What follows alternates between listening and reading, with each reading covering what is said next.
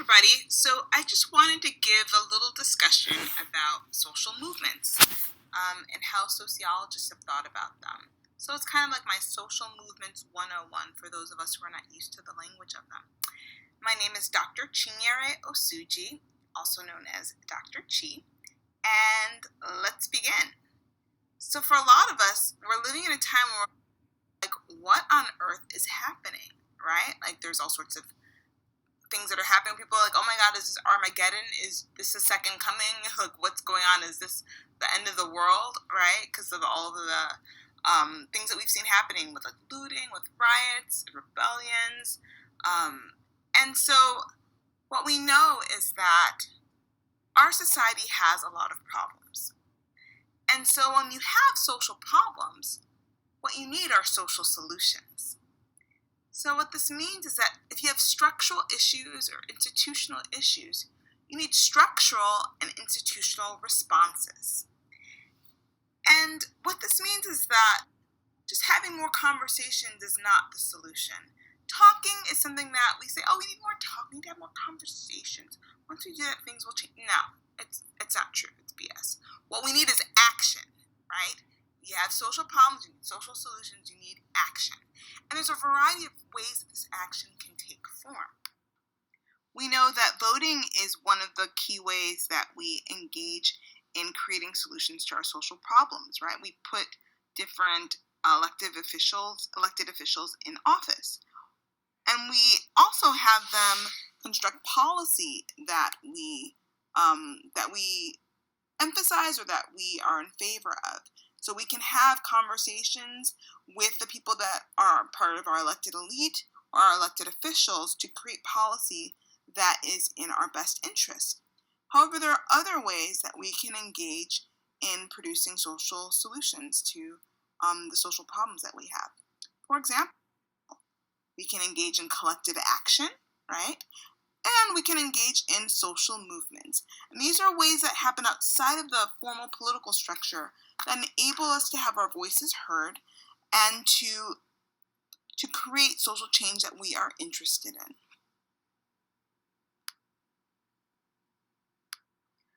One thing to keep in mind is that social change is always subjective.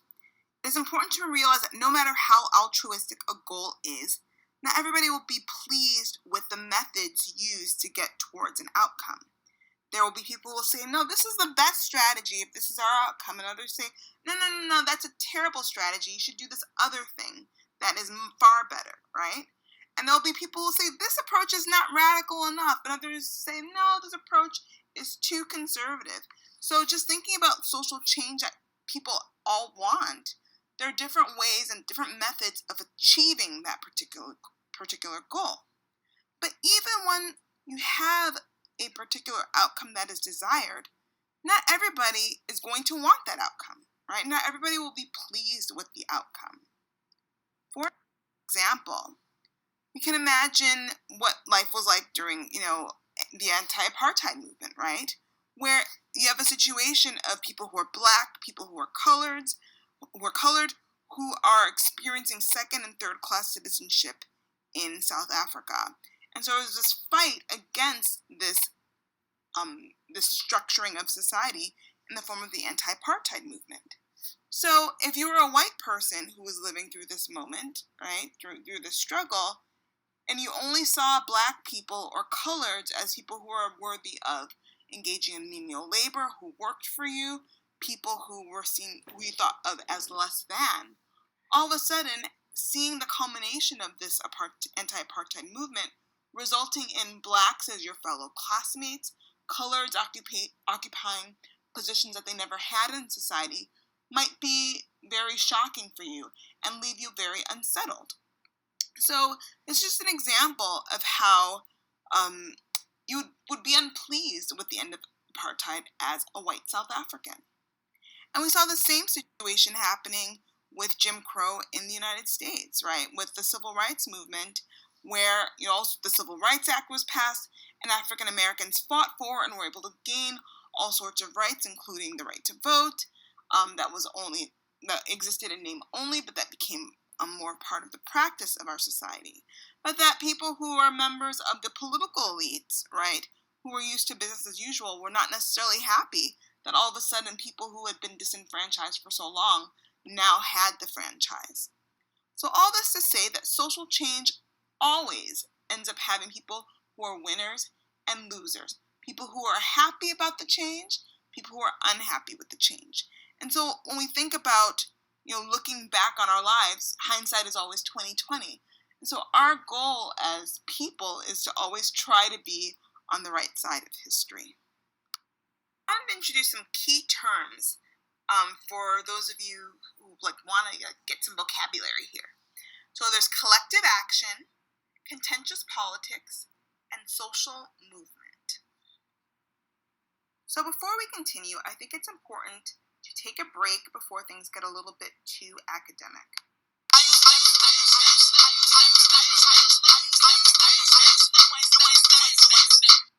Okay, enough of that. So let's get back into it. So collective action is a collaborative effort that takes place in groups and diverges from the social norms of the situation. So in any type of collective action, you're not trying to maintain the status quo. The goal is to upset the status quo, right? And so here you've got an image of University of California students at Berkeley who are protesting sweatshops that manufacture college apparel. And so we see an image of them, mostly white students or white-ish students who are stark naked. And they have little big signs that they're using to cover their nether regions, right? And so this is a way for them to draw attention to the issue of colleges using sweatshops in the past at California to produce their college apparel.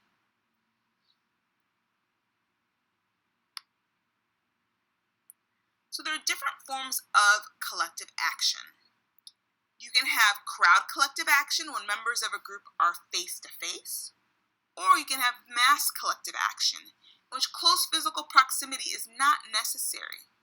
And one of the examples of this would be a letter writing campaign, or for example, signing a petition, right? And so these are the two main types of collective action that can occur. So with these Berkeley students, they're involved in a crowd collective action. They can see all the different people who are participating in this type of collective action with them. They can see everybody who's participating in this protest or face-to-face. So it's important to keep in mind that the primary goal of these protests is to draw media attention to an issue or to a cause. That is what they're trying to achieve. So technology has shaped our lives in crucial ways, right? And it's changed most aspects of our lives, including the way that we can make our voices heard. It allows people to come together for a cause even when they're not physically near one another. So it's created new opportunities to create social change.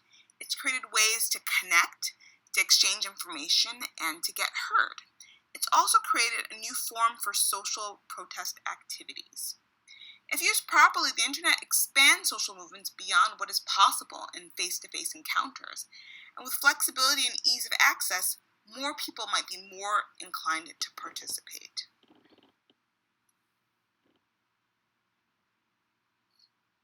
So #activism is an example of mass collective action. And we've seen examples of this #activism come about through examples like the Me Too movement that was started by Tarana Burke to draw attention to the experiences of sexual violence and sexual abuse that Black women and Black girls experience that's very silenced in Black communities. And it became a movement that's turned into a very national and global movement that draws attention to the various ways that women in general experience sexual harassment as well as different forms of sexual violence. Other examples of #activism are the Women's March, right? The ALS Ice Bucket Challenge, right? Where people are just dumping ice cold water over each other's heads. And of course, the Black Lives Matter hashtag has been an example of mass collective action, trying to bring awareness around this issue of police brutality and the killings of African Americans in the United States and even globally. And so after Black Lives Matter hashtag was created and took off, we saw the creation of this Blue Lives Matter hashtag that was emphasizing or trying to draw attention to the issue of police officers and the types of violence that they've experienced and the types of harm that they encounter in their jobs. I think it's important to remember that, police officers are not the color blue, right? That it's an occupation that people choose, whereas people do, there are Black people in the world. And so what we've seen recently in June is this backlash against the use of the Blue Lives Matter hashtag. And people have done that in really interesting ways.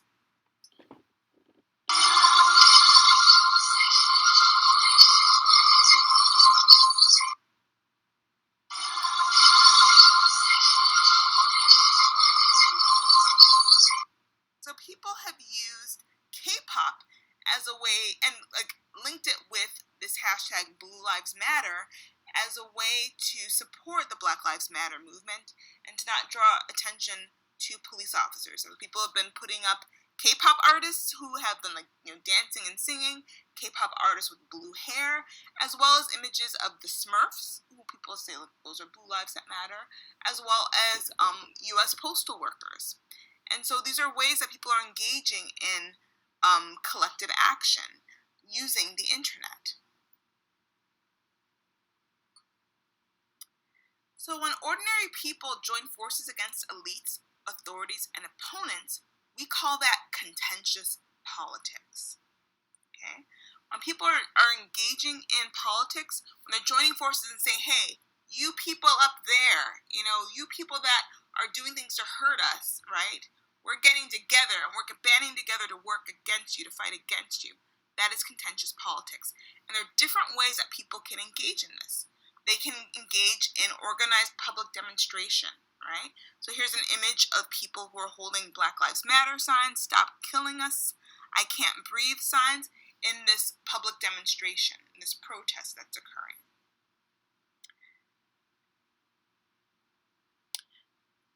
But there are a variety of ways that people can engage in contentious politics, such as engaging in creative disruption. So here you see an image of a man who's on top of a police car in Chicago. I'm originally from Chicago, so this one especially resonated with me.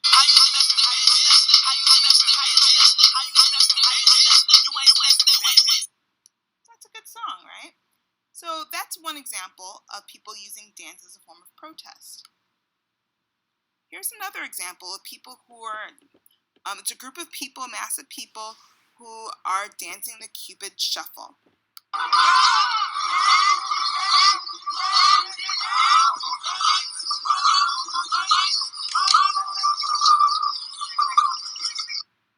So, in both of these situations, we see people using creative disruption in the form of dance to engage in contentious politics.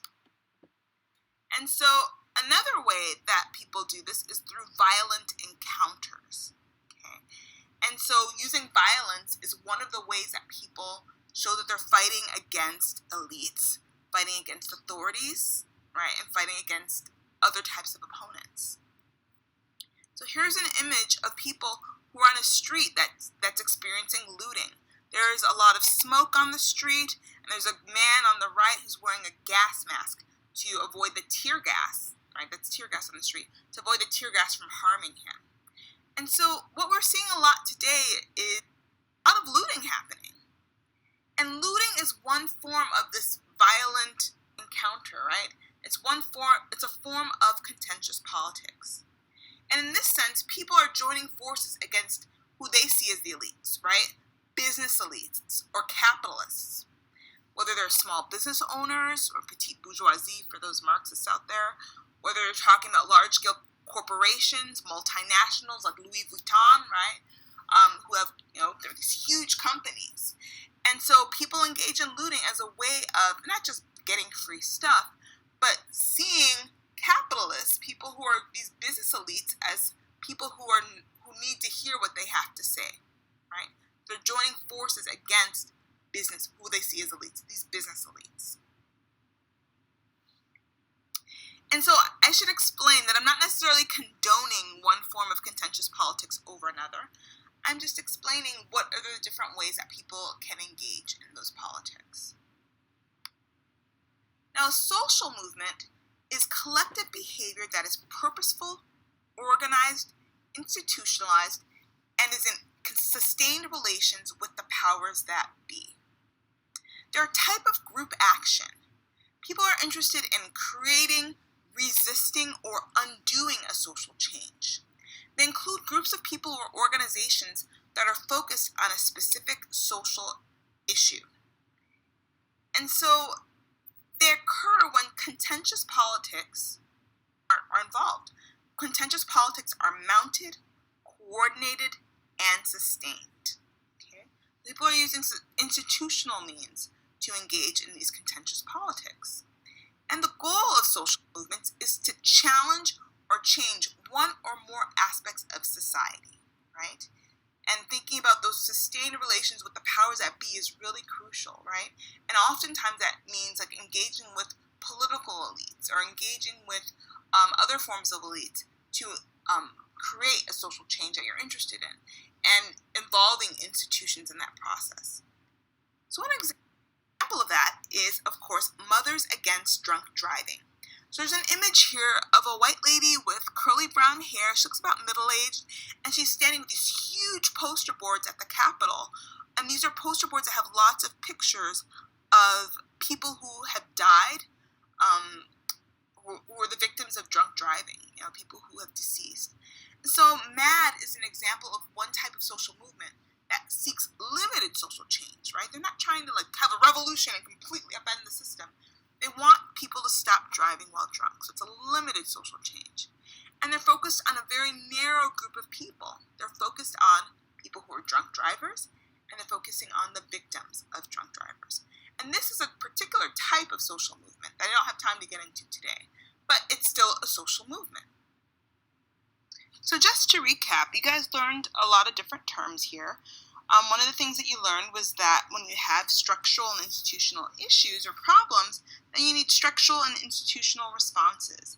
That just talking to people at an individual level, although it can make a person feel good in the moment, is not really what will help to change a structural or an institutional issue, right?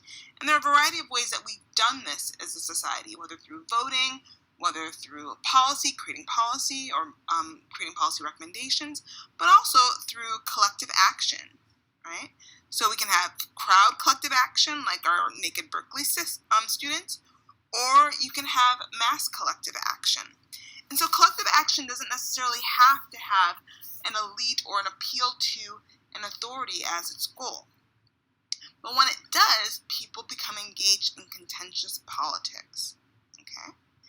And so you also learned about the term contentious politics, social movement, and hashtag activism.